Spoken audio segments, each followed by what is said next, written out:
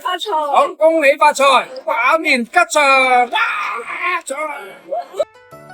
哇！新年到啦，咁咧就過咗去澳門玩幾日喎。咁咧最主要就係見下朋友啦，拜下神啦，同埋燒煙花。咁啊嚟緊一年，希望燒完煙花咧就順順利利啦。第一站咧，我哋就係去位於福慶街鏡湖斜路裏面有一間叫做瑞佛堂嘅廟。咁呢間廟都係歷史非常之悠久噶啦，佢係建於光緒15年，即係1889年嘅喎。當時咧，澳門原來係有瘟疫嘅喎。咁啲居民咧就喺佛山請咗個包公神像坐鎮，咁之後咧嗰個疫情就大減，居民相信神靈啦，所以就能夠鎮壓嗰啲妖邪。咁之後咧就建廟啦，就供奉咯喎。咁其中一尊咧就係瑞佛啦。澳門雖然係一個小小嘅漁港，但係咧都保存咗唔少嘅中華文化嘅喎。其中廟宇嘅文化啦，佢嘅建築咧都係富有好多特色嘅。蘊藏咗好深厚嘅中華文化歷史。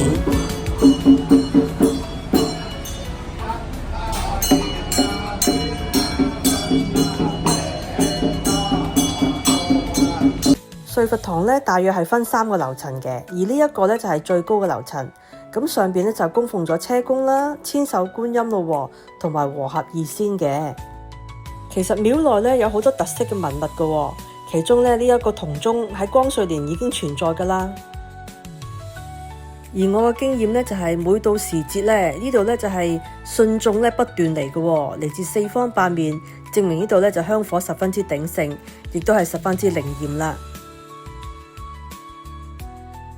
跟住咧我哋就去食晚飯啦，咁咧就係去金月軒，咁呢個集團咧係創立於2003年嘅。咁呢個集團嘅辦事人呢，佢係專注港式嘅點心，係非常正宗嘅地道嘅粵菜。咁仲係提供咧好精緻巧手嘅廚藝噶。嗱，譬如咧佢會做一啲糕點啦，或者係一啲餅食，都係出自佢呢個品牌噶。嗱，好似見到呢一啲啦，譬如合桃酥啊、杏仁片啊，或者係一啲臘味，都係佢哋自己揀選噶。咁都吸引到我去睇下，我都想買翻啲翻香港送俾下啲朋友嘅。金月軒咧分別有幾間分店嘅，新口岸、花城區都有。今次我係揀選咗呢個大中華區嘅。今晚咧我都點咗啲特色嘅菜，呢個係法國紅酒凍鵝肝啦，呢一個咧就係蘇格蘭聖子王鮮蝦金錢蟹盒，呢個係文昌雞，跟住就脆皮美國牛肩肉，呢個係金桔花膠燉響螺湯。呢個咧就係蒸星斑啦，跟住咧我就叫埋呢個臘味飯，非常之好食。呢個係清炒豆苗啦，同埋我最中意嘅馬拉糕啦。哇！食完飯咯，咁咧就係我最期待嘅節目啦，就係去燒煙花啦。咁今年咧我就好想過嚟玩，同埋啲朋友一齊玩咧特別開心啊！咁我去到場地咧已經氣氛十足啦，見到已經嘣嘣嘣好多人玩緊啦。咁跟住咧，我已經急不及待咧，埋去咧就係討價還價揀煙花啦，非常之好多款式啊，有炮仔啦，有坐地炮，亦都一座座咧可以好大嘅煙花發喎。咁之後咧，我揀下揀下咧，原來都買咗好多啦，大大小小。咁跟住咧，阿哥哥咧都幫我咧拉架車仔咧拉入去個場地，準備開始玩啦。準備啦，燒煙花啦，好緊張啊！戰戰兢兢咁樣點。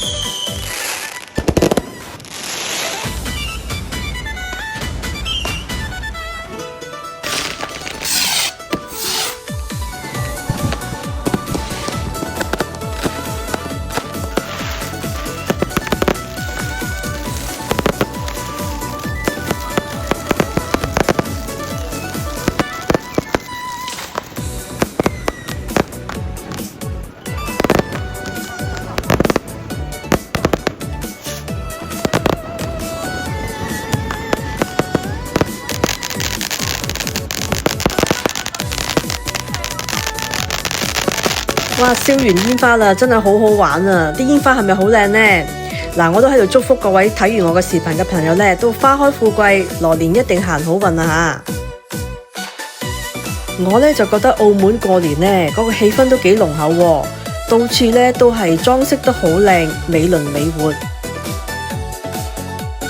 所以我覺得而家呢個澳門呢，我覺得大人同埋小朋友呢都過嚟玩都好啱噶喎。咁啊過嚟食下嘢，影下相，玩下呢都幾啱噶。